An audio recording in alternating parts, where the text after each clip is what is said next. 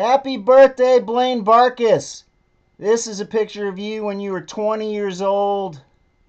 And it wasn't too much later that, or before that, that God found both of us at the Pike House. And so happy birthday. And I wish I was in Nashville with all the people that have assembled to celebrate you. And maybe another time.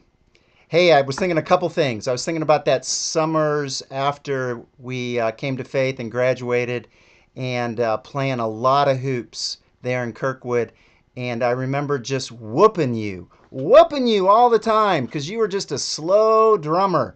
And I had the moves like Jordan. At least that's how I remember it. And I'm correct. But I also remember just sitting and talking and processing what it meant to follow Jesus and what it looked like now. And boy, those were great formative days of walking alongside together, trying to figure this thing out, of following Jesus. And I'm appreciative of those days and the impact he had in my life. I think a second thing I've been thinking about you is recalling 20 or so years ago when God led you into the wilderness and the wilderness of chaos and confusion and pain and suffering and wrestling with a world not the way it was supposed to be.